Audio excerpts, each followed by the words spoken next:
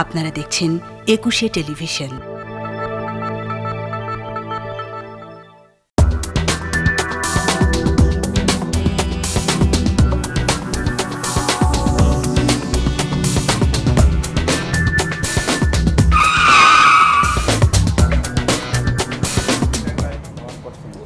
সম্মানিত দর্শক, সবাইকে স্বাগত জানাচ্ছি নিটল টাটা 21 রাতের আজকের আয়োজনে।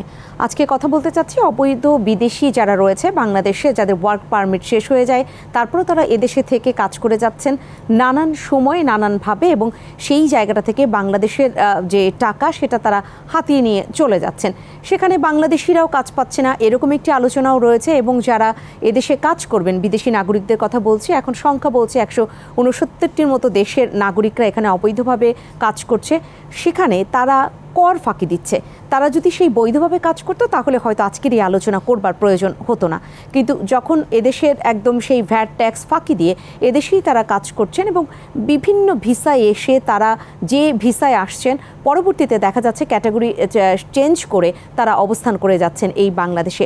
সেই জায়গাটায় অবৈধ বিদেশি খেদাও আন্দোলন নামে একটি আন্দোলনও চলছে, এবং যে সংস্থায় আন্দোলন করছে তাদের তথ্য মতে দেশে বর্তমানে 10 লাখের মতো অবৈধ এই বিদেশিরা রয়েছেন, এবং এরা 10 বিলিয়নের মতো টাকা নিয়ে যাচ্ছেন, মার্কিন ডলার সেটা বলা হচ্ছে, বাংলাদেশি সেই কারেন্সি না। সেই জায়গাটায় আমাদের এখন নতুন করে যে ভাববার বিষয়টি দাঁড়িয়েছে সেটা হচ্ছে বৈঠকের মাধ্যমে অনেকটা সিদ্ধান্ত হয়েছে যে এদের ভিসা নীতির ব্যাপারে কঠোর হতে যাচ্ছে বাংলাদেশ সরকার, এবং সেখানে যারা রয়েছে নীতি নির্ধারণী পর্যায়ে তারা এই কাজটি শুরু করেছেন। তাহলে কি হতে যাচ্ছে, ভবিষ্যতে কি হবে, আরও কি কি একদম নিয়ম নীতি বেঁধে দেওয়া হবে এই সমস্ত অবৈধ বিদেশিদের ব্যাপারে, সেই আলোচনাটা আজকে নিটল টাটা 21 রাতে আমরা করব। এবং আমি ফেরদৌসা আহমেদ তো থাকছি আপনাদের সাথে, পাশাপাশি যাদেরকে পেয়েছে আজকের এই আলোচনায় শুরুতেই আলাপ করিয়ে দিচ্ছে। আমাদের মাঝে উপস্থিত হয়েছেন শামস মাহমুদ, সাবেক সভাপতি DCCI, রয়েছেন মাঝে ব্যারিস্টার M সারওয়ার হোসেন, আইনজীবী, বাংলাদেশ সুপ্রিম কোর্ট, এবং সর্বডানে উপস্থিত হয়েছেন Sajjadur Rahman, deputy editor, the business standard. আপনাদের তিনজনকে স্বাগত জানাচ্ছি আজকের এই আয়োজনে। ব্যারিস্টার M সারওয়ার হোসেন, যেহেতু এই আন্দোলনের সাথে আপনি এই অবৈধ বিদেশি খাদ্য আন্দোলনের সাথে সরাসরি আপনি যুক্ত রয়েছেন, তো আপনার কাছ থেকে শুরুতেই তথ্যগুলো জেনে নিতে চাই, কি অবস্থা এখন? ধন্যবাদ আপনাকে, ধন্যবাদ আজকের সহ আলোচক এবং সুপ্রিয় দর্শক যারা এই প্রোগ্রাম শুনছেন।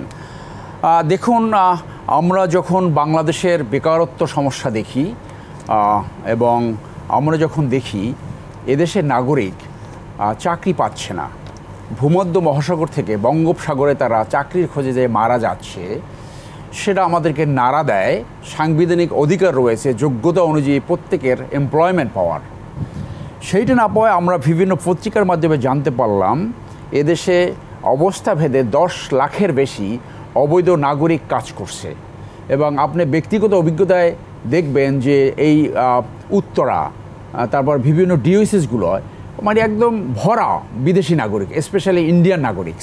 এবং পত্রিকার রিপোর্ট অনুযায়ী তারা ট্যুরিস্ট ভিসা আসে এবং এইখানে বিভিন্নভাবে এমপ্লয়মেন্ট নিচ্ছে। এতে যারা এমপ্লয়মেন্ট দিচ্ছে তাদের কিছুটা লাভ হতে পারে যে তারা কম বেতন দিতে পারে, কিন্তু মূল সমস্যা হলো যে আমাদের দেশের নাগরিক যারা বৈধভাবে চাকরি পাওয়ার কথা তারা চাকরি পাচ্ছে না, আর যারা চাকরি পাওয়ার কথা না অবৈধভাবে এমপ্লয়মেন্ট হচ্ছে। আমাদের দেশের কোনো নাগরিক বিদেশে যেয়ে কখনো এমপ্লয়মেন্ট এইভাবে নিতে পারবে না, জেল খাটবে। তো সেইখানে এরকম কেন হলো যে তারা এইখানে এসে অবৈধ চাকরি করবে এবং তাদের বিরুদ্ধে ব্যবস্থা নেওয়ার কথা তারা নেবে না? আপনি এই যে প্রথম আলো রিপোর্ট আপনি দেখেন, 26/10/2023 বাংলাদেশে উচ্চশিক্ষিত বেকার হার 12%, এবং এই বিজনেস স্ট্যান্ডার্ডের খবর আছে এ যাবৎ সব মিলিয়ে বেকার সমস্যা সর্বোচ্চ 6.91%। সো এখন এখানে কথা বলে অনেকে প্রাইভেটভাবে বলার চেষ্টা করে যে বাংলাদেশে তাদেরকে রিকোয়ার্ড যে এক্সপার্টাইজ কোয়ালিটি সেটা থাকে না।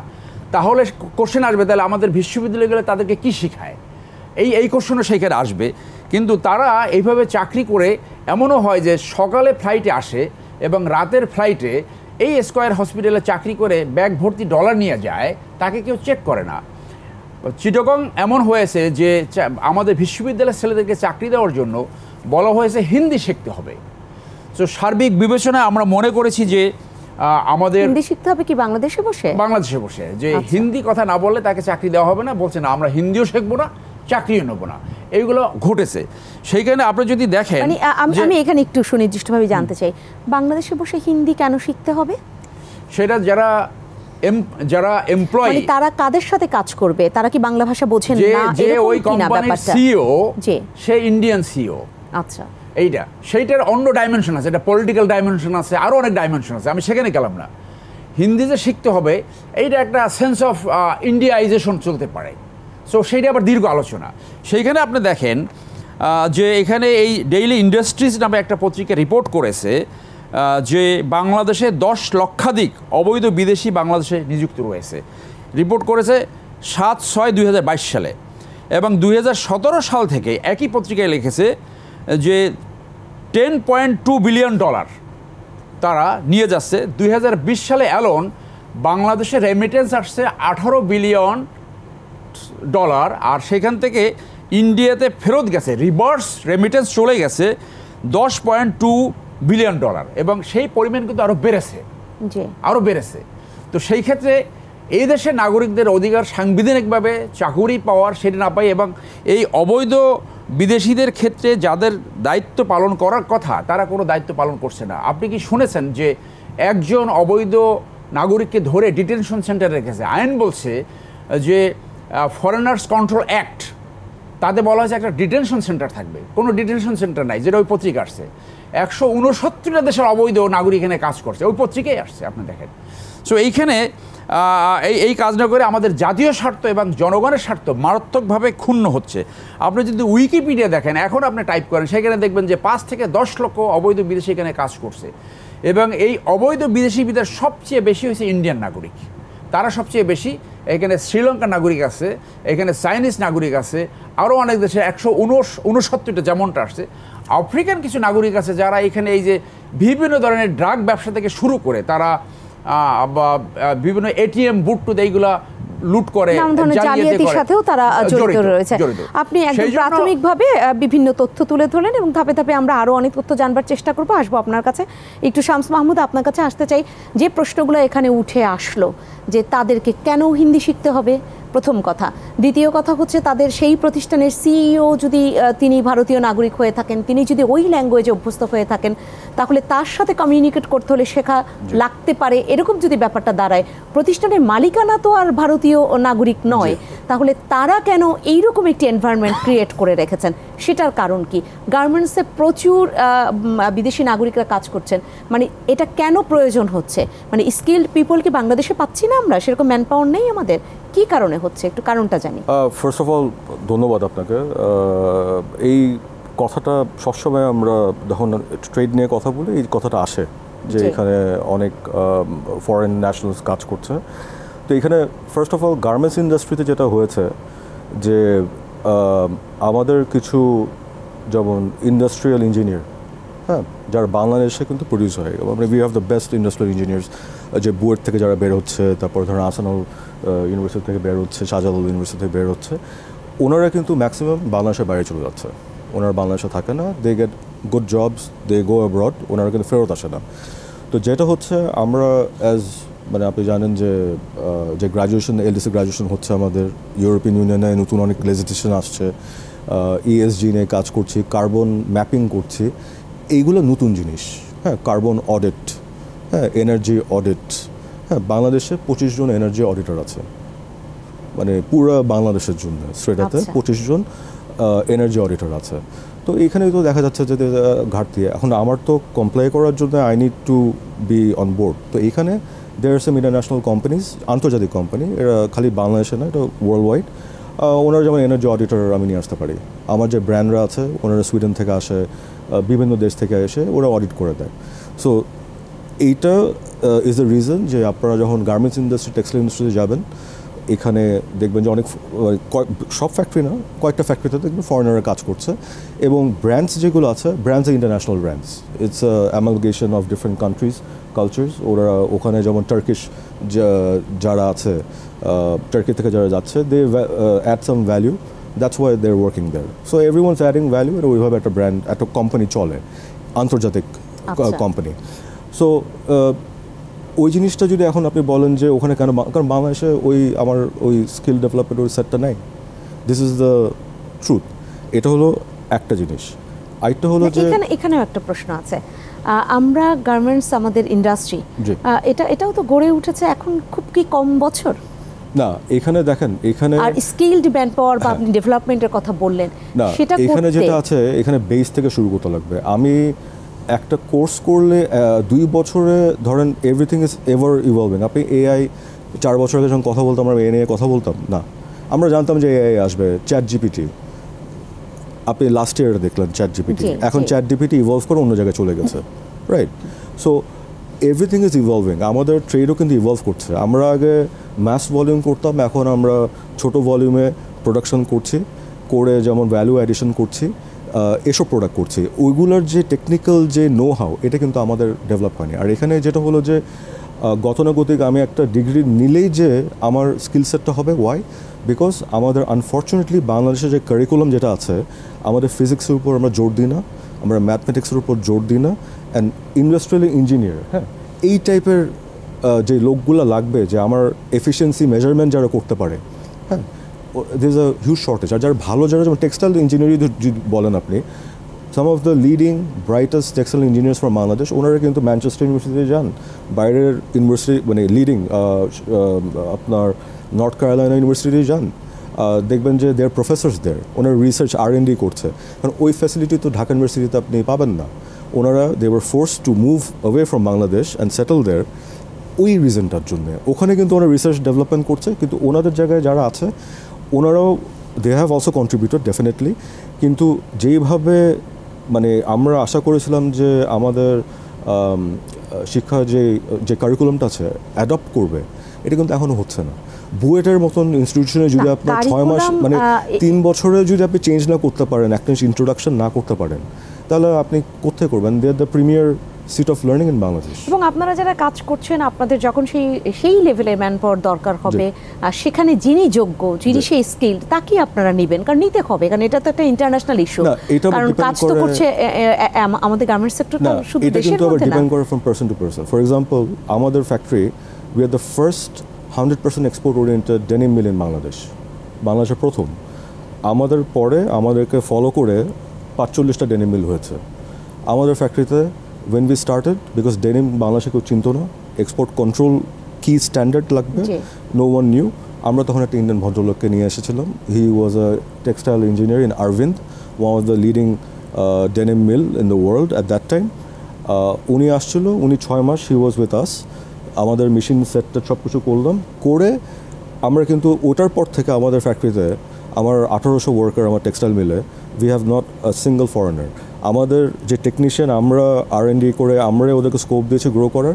আর এই 45 যে ডেনিম মিল এখন যেটা বাংলাদেশে হচ্ছে, it's either headed by someone যে আমার ফ্যাক্টরিতে ছিল, অথবা ওটা ডিপার্টমেন্ট হেড, আমার অ্যাসিস্ট্যান্ট যাই ছিল ও ওটা ডিপার্টমেন্ট হেড। সো আপনারা ওইভাবে ডেভেলপ করে ইটস অলসো দ্য মাইন্ডসেট। জি। এবং যেটা সাজ্জাদুর রহমান আপনার কাছে আসতে চাই, যেটা শামস মাহমুদ বলছিলেন, কিছু জায়গাগুলোতে তো দরকার যেটা বাংলাদেশে নেই। আমরা যদি এরকম সেই ম্যান পাওয়ার সেই লেভেলে না পাই, তাহলে তো নিতেই হবে, সেটা একটা জিনিস। সেখানে কিভাবে আমরা তাদেরকে ডেভেলপ করব, বা যদি হয় দেশের সন্তানকে দেশের মধ্যেও যদি সেই কারিকুলাম না থাকে, বিদেশে পড়িয়ে নিয়ে এসে দেশে কাজ করাবো, তাদের মাধ্যমে অন্যদের শেখাবো, সেটা একটা ভিন্ন আলোচনা এবং অনেক বড় ক্যানভাসের একটা আলোচনা। কিন্তু যেখানে দরকার নেই, দেশি যে আমাদের স্কিলড ম্যান পাওয়ার রয়েছে, তাদের দিয়েও যে কাজটা হয়, যেখানেই কথা বলেছেন ব্যারিস্টার এম সারোয়ার হোসেন, যে দেশের আমার এত বেকার থাকতে এবং তারা ওই কাজটা পারবে, তারপরেও কেন আমি বিদেশি নিয়োগ দিচ্ছি? আচ্ছা, আমি শুরু করি। বেশ কয়েক বছর আগে, 8-10 বছর আগে একজন ব্যবসায়ী বলছিলেন যে দেখেন, মানুষ চাকরি খোঁজে, লক্ষ লক্ষ লোক, আর উনি বলছিলেন যে আমরা তো কাজের লোক খুঁজি, পাই না প্রতিটা সেক্টরে বাংলাদেশে। আপনি নিউজ পেপারে আমরা একটা ভালো রিপোর্টার খুঁজে পাই না, আর এগুলো তো টেকনিক্যাল কাজের জন্য আরও আপনি পাবেন না। আমাদের এখানে সব সার্টিফিকেট বের হচ্ছে। ইন্ডাস্ট্রিগুলো যেটা সারোয়ার ভাই যেটা বললেন, যে এই যে ফিগারগুলো, এগুলো ধরেন যে কোনো এভিডেন্স নাই। বিডার তথ্য মতো 20-22 হাজারের মতো বিদেশি বাংলাদেশে কাজ করে। ওকে, আপনি ধরেন ফাইন্যান্স মিনিস্টার মোহিত সাহেব একসময় বলেছিলেন, উনি মিনিস্টার থাকা অবস্থায়, যে কত অ্যারাউন্ড $6 বিলিয়ন নাকি আউটফ্লো হয় রেমিটেন্স। তো ধরেন এগুলো বাংলাদেশেই সম্ভব, একটা ফাইন্যান্স মিনিস্টার মুখ দিয়ে বলে দিল উইদাউট এনি এভিডেন্স। সো তাদের কাজটা কি, বাংলাদেশে কত বিদেশি কাজ করে আমরা যদি সেটা ঠিক না করতে পারি, এখান থেকে কত রেমিটেন্স কত টাকা বাইরে চলে যাচ্ছে এই সবের মাধ্যমে, তো ভাই সরকার এগুলো হিসাব করতে পারে না। এগুলো তো একটা মানে সায়েন্টিফিক, এগুলো তো খুব একটা কঠিন কাজ না। সো এই ফিগারগুলো আগে ঠিক করতে হবে। হ্যাঁ, তো সেটা নাই। তো এখন আপনি যে কোশ্চেনটা করলেন, দেখেন আমরা রিসেন্ট একটা কাজ করছি বিজনেস স্ট্যান্ডার্ড থেকে, ধরেন যে বুয়েটের গ্র্যাজুয়েট কেন বাইরে চলে যায়, ওরা ফার্স্ট ইয়ার সেকেন্ড ইয়ারের পরের থেকে জিআরই স্যাট এইসব বই পড়া শুরু করে গ্র্যাজুয়েশনের পরে চলে যায়। এটা ধরেন যে কয়েকটা রিজন আছে। আপনি হচ্ছে আপনার দেশে ওইরকম জব স্কোপ নাই, দুই হচ্ছে এখানে ধরেন যে ও যে ফার্দার স্টাডি করবে R&D নাই, রিসার্চ অ্যান্ড ডেভেলপমেন্ট আপনার দেশে তো কোথাও নাই, যে কারণে শুধুমাত্র ইউনিভার্সিটি থেকে সার্টিফিকেট নিয়ে বের হচ্ছে আপনি। তারপরে হচ্ছে বড় কারণ আপনার দেশে ধরেন যে সোশ্যাল সিকিউরিটি, এটা টোটাল একটা ইনসিকিউরড লাইফ। আমার 60 ইয়ার্স পরে কি হবে, নোবডি নোজ ইট। সবাই এই কারণে ঘুষ খাইয়ে তো এই যে অ্যাসেট বানায়, বুঝছেন? সো আপনার দেশে যখন এই ইনফ্রাস্ট্রাকচারগুলো না হবে, ওরা তো চলে যাবে। কানাডা আমেরিকাতে বুয়েটের যে গেট টুগেদার হয়, এটা ঢাকা করলে তার থেকে বেশি গ্যাদারিং হয়, বিকজ অফ ওইখানে তারা চলে গেছে for better future, better earning, better social security, বাচ্চাদের ফ্যামিলির সিকিউরিটি, তো সব কিছু মিলে। সো তারা ভালো আছে। তো আপনার দেশ রাখতে পারে নাই, এটা একটা ব্যর্থতা। এই দেশে যে আমরা এই যে বুয়েটের একটা গ্র্যাড, আমাদের একটা স্ট্যাডে দেখলাম যে বছরে 3 লক্ষ টাকার বেশি তাদের পিছনে, একটা স্টুডেন্টের পিছনে খরচ যায় সাবসিডি, বিকজ তারা তো অনেকটা ফ্রি পড়ে, পাবলিক ইউনিভার্সিটি, বেতন অল্প, তারপরে এদের পিছনে যে সব খরচ টরচ দেয়া পার হেড পার স্টুডেন্টের পিছনে 3 লক্ষ টাকার বেশি যায়। তো ট্যাক্স পেয়ার্স মানি আমরা এগুলো স্পেন্ড করে তৈরি করতেছি, কিন্তু আমরা তাদের আলটিমেটলি ধরে রাখতে পারছি না। এগুলো নিয়ে কাজ করতে হবে যে কেন পারছি না। এই যে আজকে ইন্ডিয়ানরা কাজ করে, পাকিস্তানি, তাইওয়ানিজ, ফিলিপিনো, শ্রীলঙ্কান, এখানেও দেখেন আমি বলবো যে কোনো কোম্পানি তো ইন্ডিয়ারে ভালোবেসে ইন্ডিয়া থেকে লোক আনে না, পাকিস্তান থেকে লোক আনে না, তাদের দরকার বলে যে স্কিলটা তারা খোঁজে, সেই স্কিলটা যার মধ্যে আছে সেটা একটা, যদি ইন্ডিয়া না পাইতো সেটা যদি ইউরোপিয়ানের মধ্যে পেত, সে যেহেতু ইনভেস্ট করবে সে ইউরোপ থেকেও আরও বেশি কস্ট দিয়ে সে আনবে, বিকজ তার এটা দরকার। তো এখানে ধরেন, এবং যেটা হয়, এবং রিসেন্ট ধরেন যে আগে যেটা ছিল আমার জানা মতে, মাঝে মাঝে তো বিভিন্ন ইন্ডাস্ট্রিয়ালিস্টের সাথে কথা হয়, এই ট্রেন্ডটা কিন্তু 10 বছর বা 15 বছর আগের থেকে এখন কম, বিকজ এই যে আপনার স্কিল পাস অন হয়, জি স্কিলটা পাস অন হয়ে আমাদের দেশের আগে যেগুলো একটা শ্রীলঙ্কান দিয়ে করতে হতো, সেটা কিন্তু এখন অনেক ফ্যাক্টরিতে বাংলাদেশিরাই করতে পারে, বিকজ ধরেন যে গার্মেন্টস ধরলে 4 দশকের বেশি এখানে একটা অভিজ্ঞতা হয়েছে।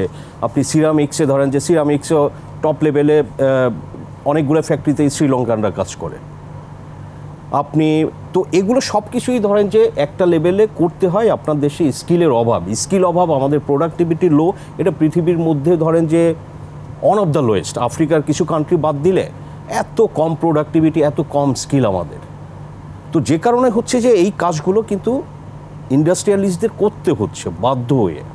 তো আপনার দেশে এগুলো তৈরি করতে হবে। এবং আরও একটা কারণ হয়তো ধরেন যে যেটা আছে ট্যাক্সের বিষয়।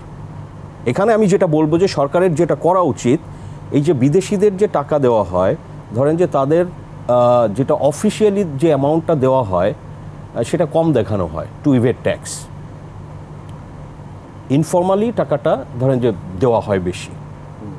সো ওইখানে ধরেন যে সরকার কাজ করতে পারে যে কিভাবে এই লুপহোলসগুলো বা ফিক্স করে সরকারের যাতে ওইখানে তো কাজ করতে হবে বলে এটাকে বৈধ তো বলা হচ্ছে না, বলা হচ্ছে অবৈধ।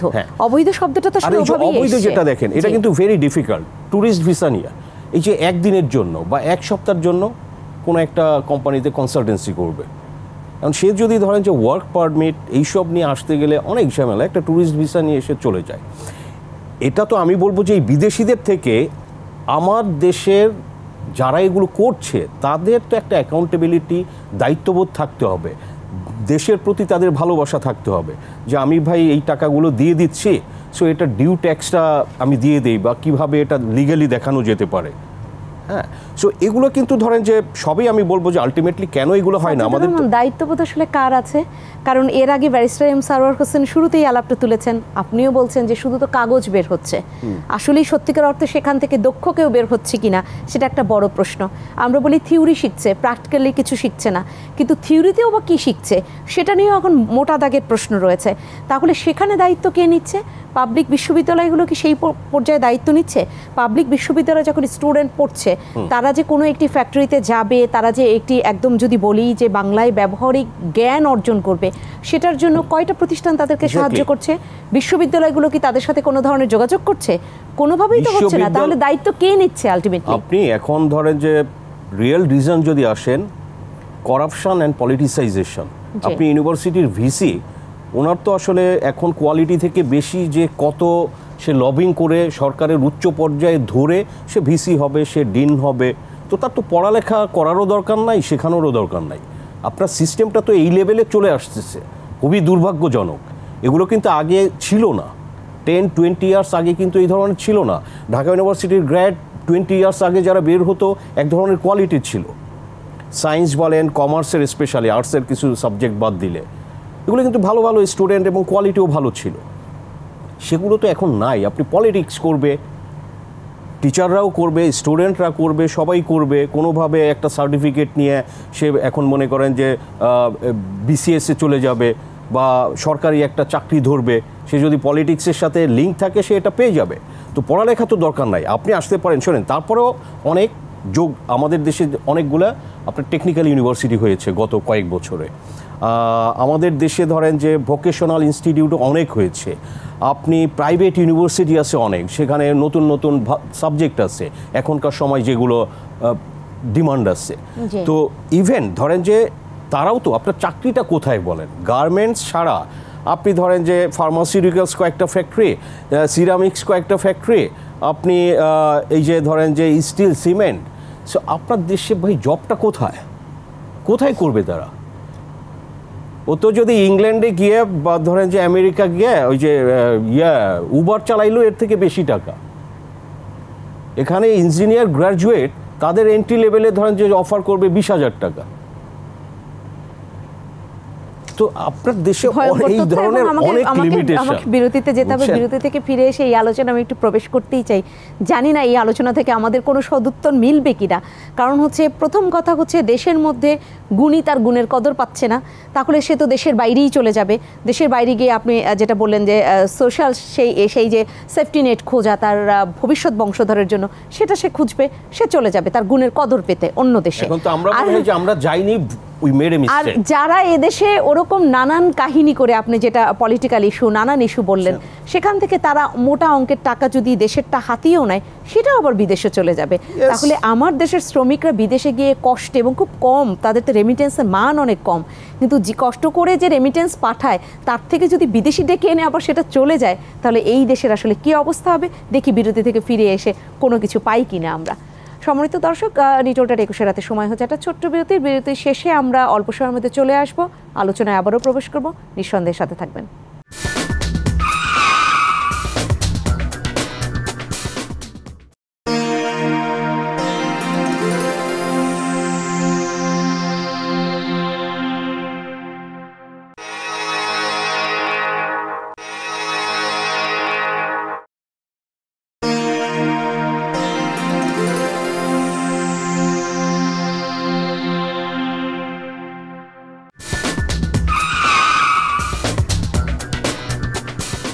আবারও ফিরে এলাম নিটোলটা 21 রাতে। আজকের আয়োজনে আজ আমরা কথা বলছি অবৈধ বিদেশিরা, অর্থাৎ বিদেশিরা আমাদের বাংলাদেশে কাজ করবে, সেটা একরকম আলোচনা, যে সেই জায়গাটায় বিদেশিদের আমরা না ডেকে আমাদের দেশের সন্তানদের দ্বারা কতটুকু কাজটা করতে পারি, তাহলে নিঃসন্দেহে দেশ তো উপকৃত হবেই। কিন্তু বড় প্রশ্নটা হচ্ছে, সেই বিদেশিরা যখন অবৈধভাবে অবস্থান করে, তারা ভ্যাট ট্যাক্স ফাঁকি দিয়ে, এক কথায় রাজস্বটা একদম ফাঁকি দিয়ে তারা যখন এদেশ থেকে টাকা নিয়ে যায়, এবং যারা পূর্ববর্তী আলোচনায় ছিলেন বিরতির আগে, তারা শুনেছেন যে অ্যামাউন্টটা তাদেরকে দেখানো হয় তাদের আসলে বেতন হিসাবে, তার থেকে সেটা অন্যভাবে তাদেরকে আরও বেশি পে করা হয়, অফিসিয়ালি খুব কম দেখানো হয়। তাহলে ভয়ঙ্কর চিত্র উঠে আসছে এ দেশের কী অবস্থা দাঁড়াচ্ছে। আলোচনা এবার আসবো ব্যারিস্টার এম সারোয়ার হোসেন, আপনার কাছে যে প্রশ্নগুলো আসলো সেখান থেকে একটু শুনতে চাই, তাহলে দেশের অবস্থাটা কী দাঁড়াচ্ছে?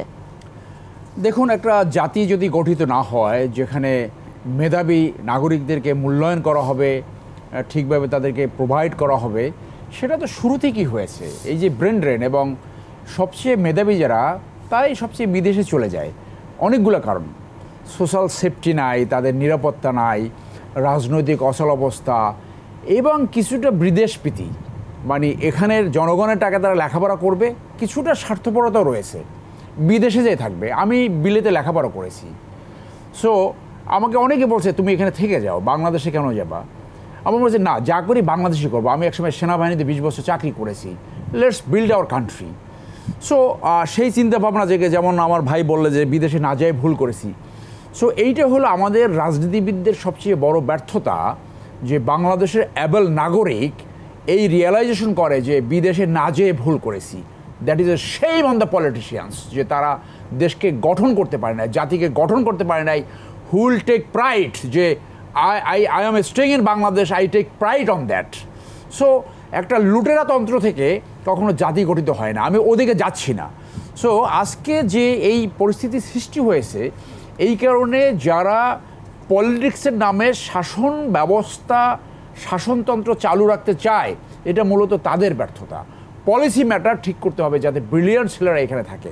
এখন আমরা কিন্তু বলছি অবৈধ বিদেশি খাতে আন্দোলনের মাধ্যমে আমরা বলছি, আমরা এই অ্যাওয়ারনেস সৃষ্টি করার চেষ্টা করছি। আপনার যদি এক্সপার্টাইজ দরকার হয় আপনি এমপ্লয় করবেন, কিন্তু তার ওয়ার্ক ভিসে আসতে হবে। আমরা বিভিন্ন বিজনেস বডিতে আমরা চিঠি লিখেছি, আমি জানি না উনি পেয়েছেন কিনা চিঠি। আমরা ইন্ডিয়ান অ্যাম্বাসিতে চিঠি লিখেছি, আমরা শ্রীলঙ্কান অ্যাম্বাসিতে চিঠি লিখেছি, আমরা পররাষ্ট্র মন্ত্রণালয়ে চিঠি লিখেছি, আমরা স্বরাষ্ট্র মন্ত্রণালয়ে চিঠি লিখেছি যে ট্যুরিস্ট ভিসায় যদি কেউ আসে আপনি তাকে বা এমপ্লয়মেন্ট প্রোহিবিটেড সেরকম সিল স্ট্যাম্প করে দেবেন। সেগুলো আমরা বলেছি যে আপনি ডেফিনেটলি আপনার গ্রোথের জন্য, আপনার বিজনেসের জন্য আপনি একজন বিদেশিকে এমপ্লয় করতে পারেন। আমরা সেইটাকে কিন্তু অবৈধ বলছি না, কিন্তু অবৈধভাবে তাকে এমপ্লয় করবেন না। সেইটা হলো আমাদের কোশ্চেন, যে সে প্রপারভাবে বা ওয়ার্ক পারমিট নিয়ে তারপরে কাজ করুক। এই যে ওয়ার্ক পারমিট নিয়ে যে কাজ করে না, এই যে কাজ করে না, তাতে কি হয়, এখানে এমনও কথা আমরা শুনতে পেরেছি যে আমাদের যারা গার্মেন্টস বিজনেস করে তাদের দেখেন প্রত্যেকের কিন্তু বিদেশে বাড়ি আছে, তারা কিন্তু লেভিশ লাইফ লিড করে এবং তাদের দেশপ্রেম নিয়ে অনেকে কোশ্চেন তুলেছে। কিন্তু এই যে বিদেশি এমপ্লয় করে একই ক্যাপাসিটির, একই কোয়ালিটির বাংলাদেশিকে সে 3 ভাগের 1 ভাগ বেতন দেয়, অথচ বিদেশি স্পেশাল ইন্ডিয়ান হলে তাকে মানে 3 ডবল বেতন দেয়। এই ধরনের তাদের একটা প্রীতি আছে, এই ধরনের তাদের একটা টেন্ডেন্সি আছে, এবং এরা এসে অনেকের ব্যক্তিগতভাবে ঝগড়া ফ্যাসাদ লাগাই দেয়। এইগুলো আমাদের কাছে রিপোর্ট আসছে। সো এটাও কিন্তু একটা ফ্যাক্টর, যে আপনার কোনো একটা ফ্যান্টাসি আছে যে আমি একটু বাইরের লোক যদি দেখাতে পারি তাহলে আপনার বিজনেসে হয়তো হেল্প করে, এটাও তাদের মাথায় থাকতে পারে। কিন্তু হোয়াট এভার ইউ ডু, আপনি যা কিছু করতে চান না কেন, that has to be in the 4 corners of law. আইনের 4 স্তম্ভের ভিতরে, আইনের ভিতর থেকে আপনার করতে হবে। সেখানে আমরা বলছি যে আমরা বৈধভাবে আপনি যাকে খুশি তাকে এমপ্লয় করেন। বাংলাদেশের কোনো নাগরিক বিদেশে যে অবৈধভাবে কাজ করতে পারে না। এদেশে কেন আমাদের দেশে এরকম হলো, আপনি যাকে খুশি তাকে যেভাবে খুশি সেইভাবে এমপ্লয় করতেন, that must come under the jurisdiction of law. সেইখানে আপনার বলেন একটা আইন অনুযায়ী একটা রেজিস্টার থাকার কথা, বিদেশি আসলে একটা রেজিস্টার থাকার কথা। ডু এনিবডি, হোম মিনিস্টার অথবা ফরেন মিনিস্ট্রি, তারা কি একটা রেজিস্টার মেনটেন করে না। এই ব্যর্থতাগুলোকে, এই ইনেকশনগুলোকে আমরা বলছি যে এইগুলো সরকারের করা উচিত। রেজিস্টার মেইনটেইন করলে আজকে সেই সংখ্যা 22,000, সেই সংখ্যা 10 লাখ, না সেই সংখ্যা 4-5 লাখ, এত মানে আলাদা আলাদা ডেটা তো আমাদের সামনে উঠে আসতো না। এবং বিডার বৈঠকে যখন দেখা যায় যে সেই ডেটা তুলে ধরা হয়, কই সেখানে তো সবাই ছিলেন, আপনি স্বরাষ্ট্র কথা বললেন, পররাষ্ট্র বললেন, নানান এবং বিভিন্ন ধরনের সংস্থাও ছিল, কই কেউ তো প্রতিবাদ করেনি যেটা 10 লাখ না, কেউ কি বলেছে যেটা 10 লাখ না, এটা 22,000, সেটাও তো কেউ প্রমাণ তুলে ধরেননি। এই যে কোনো ধরনের অ্যাকাউন্টেবিলিটি নাই, যে who comes, who is going, কে কি করছে, এইটা তো সার্বিকভাবে দেশের নিরাপত্তার একটা আশঙ্কা সৃষ্টি করে। এবং অর্থনৈতিক যে আমাদের যে এই যে এখন ডলার সংকট চলছে, কিছুটা হলেও তো এটা নেগেটিভ করে। আপনি দেখেন যে how come India has become the 4th largest remittance source for India, Bangladesh. So I am sure সরকারের যে মুখপাত্র তাদের বলা উচিত যে বাংলাদেশে কতজন অবৈধ। আপনারা কোনো একটা রেট করেছেন, আমরা চিঠি দেওয়ার পরে আপনার টেক্সটাইল বা ইঞ্জিনিয়ারিং টেক্সটাইল ইন্ডাস্ট্রি যারা করছে তাদের একজন আমাদের সাথে যোগাযোগ করছে, বলছে যে আমরা রেট করেছি কোথায় অবৈধ এমপ্লয়ার আছে। এবং আপনি যে প্রসঙ্গটা নিয়ে আসলেন, আমি শামস মাহমুদের কাছে এই প্রসঙ্গে একটু শুনতে চাইবো, কিন্তু তার আগে ছোট্ট করে আপনার কাছে আরেকটি প্রসঙ্গ আমি একটু জেনে নেই। যে আপনি তো বললেন যে কেন প্রতিষ্ঠানগুলো এভাবে নিয়ে আসবে, তাদের ওখানেও কোনো স্বার্থ রয়েছে কিনা, বিদেশি নাগরিক দেখিয়ে তারা বড় ধরনের কোনো তাদের ব্যবসায় সেই স্বার্থটা পেতে চান কিনা, সেটা নিঃসন্দেহে শামস মাহবুব বলবেন। আমি আপনার কাছে আপনার কাছে আরেকটি বিষয় একটু জানতে চাই, বাংলাদেশও কি বিষয়গুলোকে কম জটিল করে রাখে? এক প্রতিষ্ঠান থেকে যদি তিনি তার কাজের শেষ করে মেয়াদ শেষ করে অন্য একটি প্রতিষ্ঠান তাকে নিয়োগ দেন, সেখানেও তো জটিলতা রয়েছে, তাকে আবার দেশে ফিরতে হয়, পুনরায় তাকে আবেদন করতে হয়, তারপর দেশে আসতে হয়, তখন তো তারা এই অবৈধ জায়গাটার আশ্রয় নেন। সেখানে কি হয় সেটাও আপনার কাছে শুনবো শামস মাহমুদ। তার আগে আপনার কাছে একটু শুনে নেই কেন প্রতিষ্ঠানগুলো এরকম করছে, কি স্বার্থ থাকে তাদের? দেখেন এখানে যা বলা হচ্ছে দিস ইজ হিয়ারসে। আপনি আমাকে 10টা কোম্পানির নাম বলেন, মানে $10 billion is a big amount. যদি 1 মিলিয়ন থাকে, ইউ আর সেইং যে 1 মিলিয়ন করে পে করা হচ্ছে। So name 10 companies. তো পত্রিকাগুলো যেটা লিখেছে এই পত্রিকার নামে যেমন কেউ এটাকে রিজয়েন্ডার দেয়, আমাদের প্রাইমারি সোর্স করতে, বিকজ আমরা তো বসে থাকি না যে এসব ফেক নিউজের রিজয়েন্ডার দিতে। নাম্বার 1, আপনি নেম 10 কোম্পানিজ। না, ইউ ক্যানট। আপনি ফেক নিউজ হলে আপনি সেটার বিরুদ্ধে রিজয়েন্ডার দেন না কেন? আপনি প্রেস কাউন্সিলে যান না কেন? আপনি ডিফেমেশন মামলা করেন না কেন? দিস ইজ আ লাফেবল জিনিস। ইন্ডাস্ট্রির সম্বন্ধে বাংলাদেশের ইন্ডাস্ট্রিতে যা আছে, বিদেশি মানে অবৈধভাবে অবস্থান করছে, সংখ্যাটা আপনার কাছে কত সেটা একটু শুনে নিন। এখানে যে জিনিসটা হয় আমি বলি ইন্ডাস্ট্রি, না আমি এইটা একটু সুনির্দিষ্টভাবে শুনে নেই, কারণ গণমাধ্যমে যেগুলো আসছে সেগুলো যদি ফেক হয়, it might be 20,000 25,000। কারণ আমি রিজনটা বলি why এখানে নাম্বার 1, ইলিগালি বাংলাদেশে এসে কাজ করা পসিবল না। হ্যাঁ, মানে আপনার ফরেনার হয়ে বাংলাদেশে এসে when you stay it is not possible because এসবিতে রেজিস্ট্রেশন করে। আমি কিন্তু মানে ধরেন আমি honorary council of Ethiopia, so আমি কিন্তু এসবির সাথে ধরেন আসা যাওয়া করি। So I know. আপনাকে আমি একটা তথ্য যুক্ত করতে চাই। বিডা যে বৈঠকটি আয়োজন করেছে একদম সাম্প্রতিক সময়, সেই বৈঠকে প্রধানমন্ত্রীর কার্যালয়ের মুখ্য সচিব তোফাজ্জল হোসেন মিয়া তিনি জানিয়েছেন দেশে 4 থেকে 5 লাখ বিদেশি এখন অবৈধভাবে রয়েছেন। তাহলে আপনি বলছেন সেটা যদি 20-22 হাজার হয়, এই 4-5 লাখ, তাহলে এই তথ্য উনি ভুল দিয়েছেন কিনা? না, এখানে জিনিসটা হলো যে আমি 10 লাখে নাই গেলাম, যেটা বিদেশি খেদাও আন্দোলন বলছেন। আপনি যখন মানে when you will talk about this you have to account for the border trade। এখন আপনি যখন বর্ডার ট্রেডটা নিয়ে আসবেন, there is a different explanation। এখন আপনি পাথরের যে আমাদের ইনফ্রাস্ট্রাকচার যে পাথরের যে ব্যবসা করে, এখন মানে উই অল নো, যেমন ওটা আমরা জাফলং থেকে নিয়ে আসছি, এর থেকে নিয়ে আসছি, right? So war involve with that is different. এখন বর্ডার ট্রেড আপনি যখন দিবেন তখন it opens a Pandora's box and Bangladesh lot of questions তখন কোয়েশ্চেনেবল হয়ে যায়। আমি ওদিকে যেতে চাচ্ছি না। জিনিসটা হলো যে যেটা হয় এখানে রেগুলেটরি যে প্রবলেম যেটা আছে, সরবার সাহেব একটা কথা যেটা ইজ অ্যাবসলিউটলি রাইট, যে ওয়ার্ক পারমিটের বেলা যখন অ্যাপ্লিকেশন করে আপনার যেটা ইউজুয়ালি হয় স্টেট টু স্টেট যেটা করে রেসিপ্রোকেশন থাকে। বাংলাদেশে যখন একজন ধরেন আমেরিকান নাগরিক ওয়ার্ক পারমিটের জন্য অ্যাপ্লিকেশন করে, বাংলাদেশ যেভাবে রেসপন্ড করে ওই অ্যাপ্লিকেশনের প্রতি, সিমিলারলি আমেরিকায় যখন আমি অ্যাপ্লাই করছি ওরা কিন্তু সিমিলারলি রেসপন্ড করে, মানে ওয়াইস ভার্সা। হ্যাঁ, এটা একটা ইন্টারন্যাশনাল নর্ম এটা। সো যেমন ফর এক্সাম্পল আমি একটা থাই কুক নিয়ে আসবো, আমি একটা রেস্টুরেন্ট করলাম এখানে, এখন ওর 3 মাস পর পর যখন রিনিউয়াল হবে they have to go back. তখন যেটা করে ওরা ইউজুয়ালি, যে মানে অনেক ইনস্ট্যান্সে এরকম হয় যে ওরা ওই 3 মাস যদি রিনিউ করতে লাগবে, অ্যান্ড তখন যে ডকুমেন্টেশন চায় এটা ইললজিক্যাল হয়ে যায়। কারণ ওকে এখানে এনে যে এক্সপেন্স, তখন যেটা করে ওরা নিজেরাই তখন আপনার এই ট্যুরিস্ট ভিসায় চলে আসে। ট্যুরিস্ট ভিসায় আসেন, that leads to the problem. So এখানে প্রবলেম হলো, আমার একটি প্রশ্ন রয়েছে।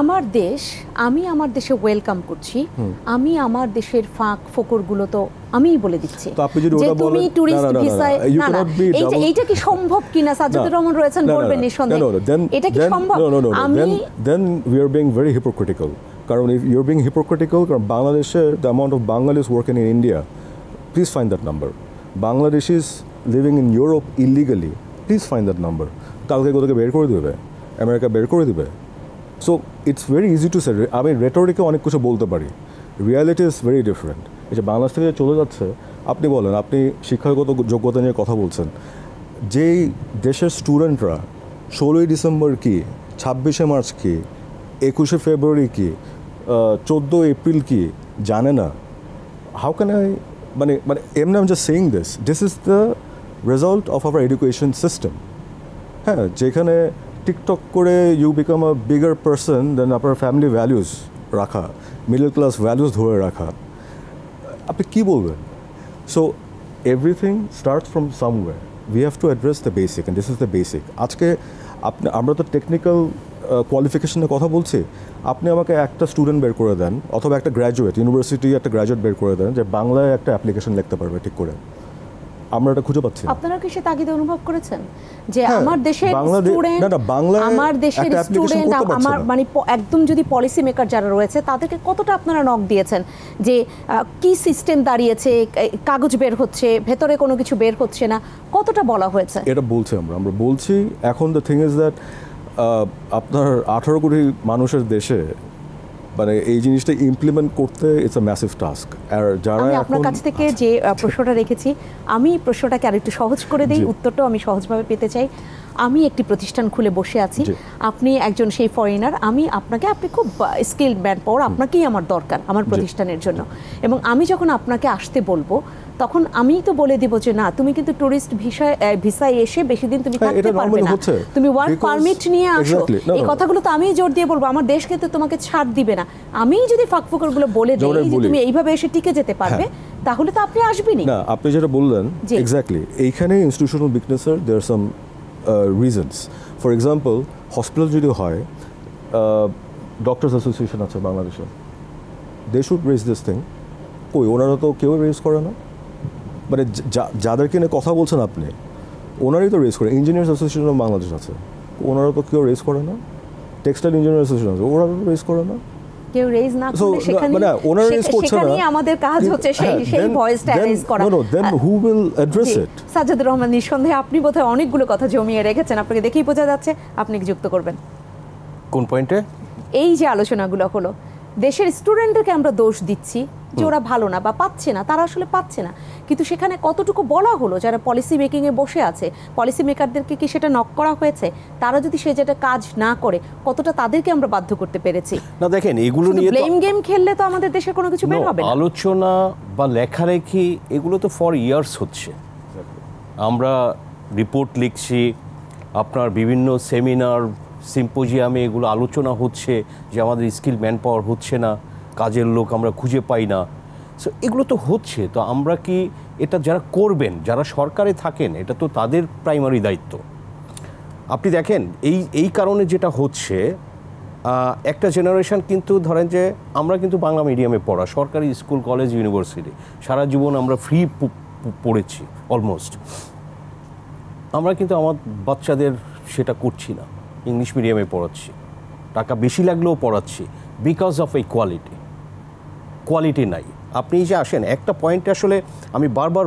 বলতে চাই যে এগুলোর ইম্প্যাক্ট কনসিকুয়েন্সগুলো হচ্ছে যে কিন্তু করাপশনের কারণে আপনারা ফর এক্সাম্পল ধরেন যে আমরা প্রতিটা জেলায় কিন্তু একটা জেলা স্কুল আছে এভরি ডিস্ট্রিক্ট এবং সেগুলো একটা সময়ে খুবই ভালো কোয়ালিটির স্কুল ছিল যে আপনার ম্যাট্রিকে প্লেস করতো এইসব মফস্বলের স্কুলগুলো থেকে ওই স্কুলগুলো ভালো কেন ছিল ওখানে ডিসির ছেলেমেয়েরা পড়তো ওখানে এসপির ছেলেমেয়েরা পড়তো অন্য সব গভর্নমেন্ট টপ অফিসিয়াল যারা ডিস্ট্রিক্ট লেভেলে পোস্টেড ছিল তাদের সবার ছেলে মেয়ে পড়তো ওই সব স্কুলে এখন আপনি খোঁজ নেন কারো ছেলে মেয়ে ওখানে পড়ে কিনা সব ঢাকাতে ওখানে তারা থাকে জব ঢাকাতে বাসা নিয়ে থাকে ফ্যামিলি সেটা একটা ওসি পর্যন্ত একটা ইন্সপেক্টর পর্যন্ত টিএনও সবাই বিকজ অফ এমন এডুকেশন কোয়ালিটি।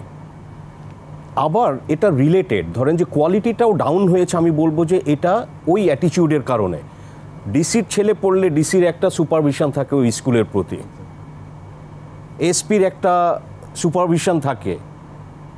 এখন তো তাদের বাচ্চারা পড়ে না, সো দে ডোন্ট বদার যে এখানে কি পড়াচ্ছে না পড়াচ্ছে, কারা পড়াচ্ছে, নোবডি বদার। সো এইভাবে আপনি ধরেন যে গভর্নেন্স মানে সব লেভেলে, আপনি ইউনিভার্সিটিতেও তাই হয়েছে, সব জায়গাতে তাই। আপনি ঢাকা ইউনিভার্সিটির আপনি প্রফেসরদের জিজ্ঞাসা করেন, গত 5 বছরে অন্তত তাদের ছেলে মেয়ে প্রাইভেট ইউনিভার্সিটিতে পড়ে, স্পেশালি ব্র্যাক ইউনিভার্সিটিতে। BRAC is now number 1 university বাংলাদেশে।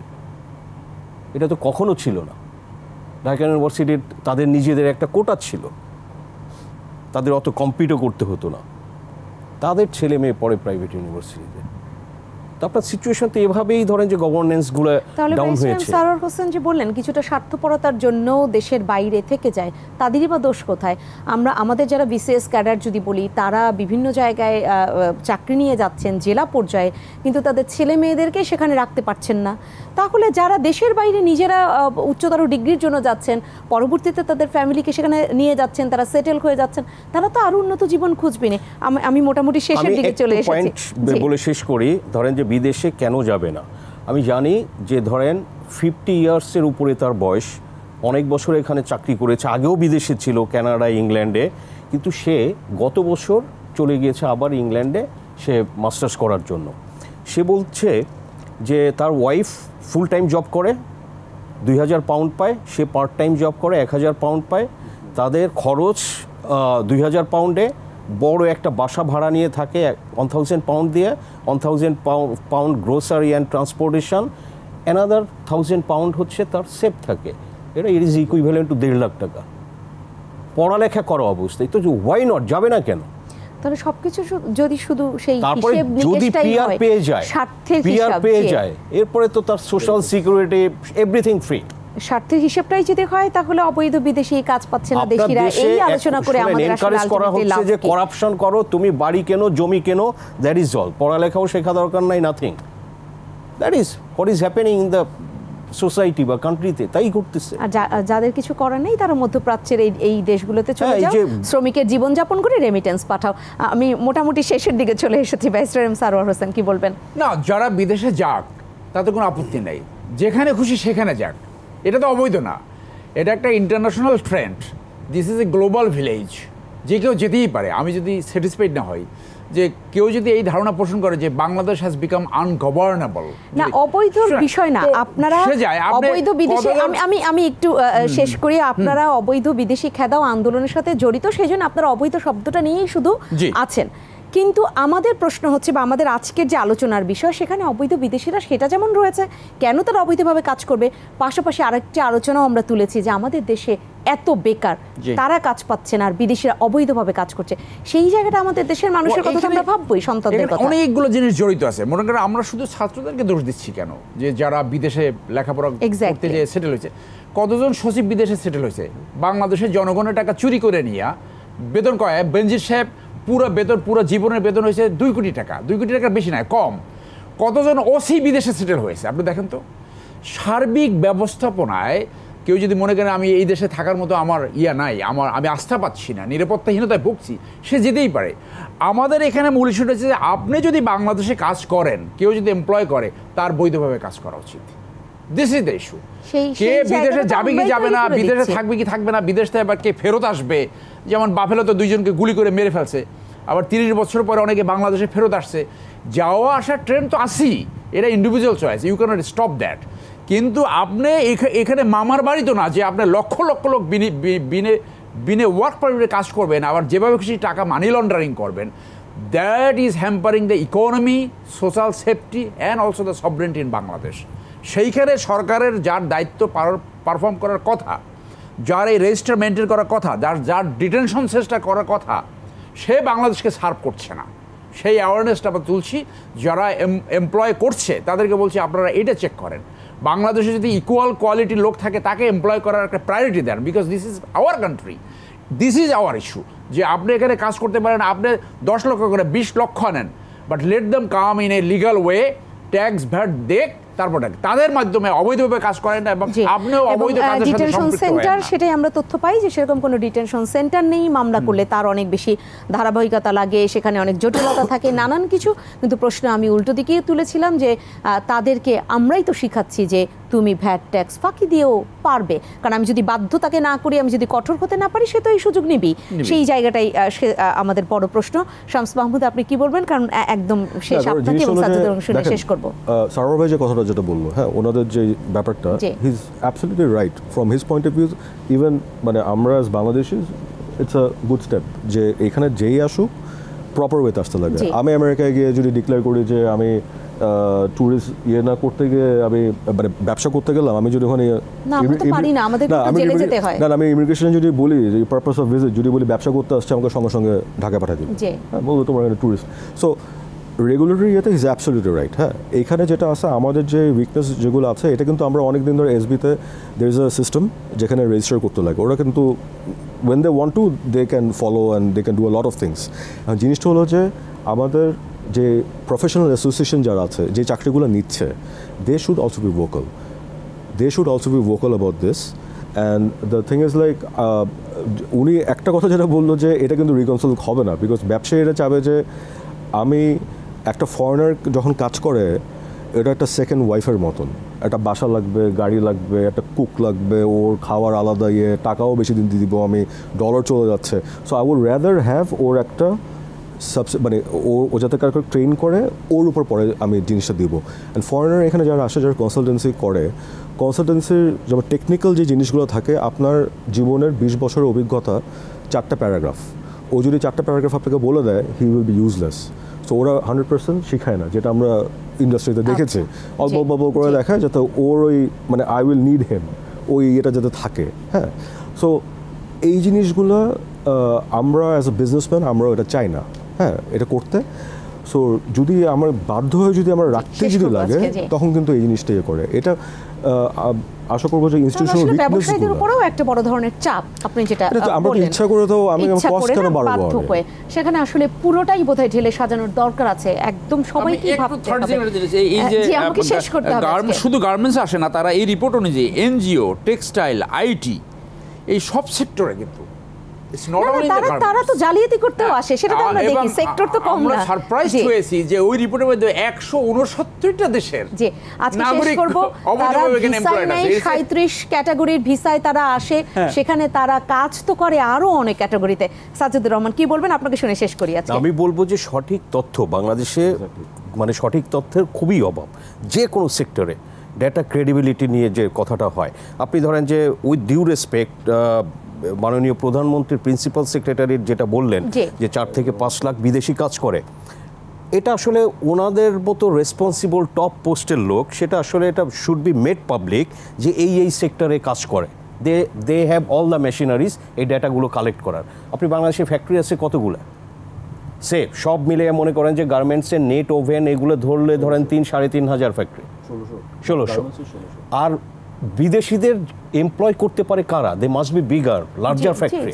তো সেরকম ধরলে তো ধরেন 400-500 বেশি ফ্যাক্টরি নাই। তাইলে আমি 5 লাখ যদি ধরি, 500 ফ্যাক্টরিতে 100 করে কাজ করে, 100 করে বিদেশি কাজ করে, এটা তো এনিবডি ক্যান সি ইট। আর উনি যেটা বলছেন 10 লাখ, তার মানে তো তাহলে না। সাজ্জাদুর রহমান, এখানে যারা কাজ করছেন তারা যে ফ্যাক্টরিতে সুন্দরভাবেই কাজ করছেন, ওই জালিয়াত চক্রের সংখ্যাটাও এর মধ্যে ইনক্লুড করা হয়নি, সেটা আমি আপনি কি করে বলছি? কারণ যারা এই তথ্যটা দিয়েছেন তারাই বলতে পারবেন তারা যেটা কিভাবে সংগ্রহ করেছেন। যে আইটিতেও কিছু বড় কোম্পানি আছে, তারাও ধরেন যে টেকনিক্যাল এক্সপার্ট তাদের দরকার হয়, সেরকম কিছু আছে। তো আইটি কোম্পানিও বাংলাদেশে কয়টা আছে? হাতে গোনা, যারা বিদেশিদের এমপ্লয় করতে। বাট এই ডেটাগুলো আমি মনে করি সবচেয়ে বেশি দেখায় বিজনেস ভিসা, এই টাইপের কিছু দেখায়, কিন্তু ওরা কাজ করে নানান সেক্টরে। আজকে আলোচনা শেষ করতেই হচ্ছে, নিঃসন্দেহে এভাবেই আলোচনা থেকে যায়, কারণ অনেক অনেক বেশি আলোচনা। সেই জায়গায় আমরা হয়তো শেষ করতে পারি না, কিন্তু কাজ হোক, বাংলাদেশের কথা চিন্তা করে, দেশপ্রেম চিন্তা করে কাজ হোক, এই কথাটুকুই শুধু বলতে পারি। অসংখ্য ধন্যবাদ জানাচ্ছি শামস মাহমুদ আপনাকে, ব্যারিস্টার এম সারোয়ার হোসেন আপনাকে অসংখ্য ধন্যবাদ, সাজ্জাদুর রহমান আপনাকে অসংখ্য অসংখ্য ধন্যবাদ জানাচ্ছি।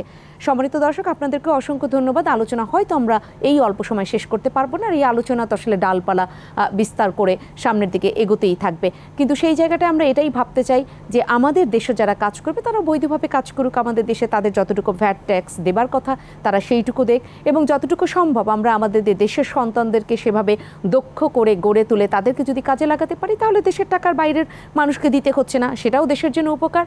আর দেশের যারা সন্তান রয়েছে তাদেরকেও যদি কাজের জায়গা করে দিতে পারি, তাহলে তারাও যে মেধা পাচার শব্দটা ব্যবহার করি, তাদের সেই মেধা নিয়ে বিদেশে চলে যাবে না, সেটাও দেশের জন্য মঙ্গল। কিন্তু সেই মঙ্গলটা যারা ভাবতে পারবেন, মঙ্গলটা ভেবে কাজ করতে পারবেন, তাদেরকে এগিয়ে আসতে হবে, তাহলে হয়তো সবাই মিলে একসাথে করে এগিয়ে যেতে পারবো। প্রত্যাশা থাকলো বাংলাদেশ এগিয়ে যাক। সবাই ভালো থাকবেন, শুভরাত্রি।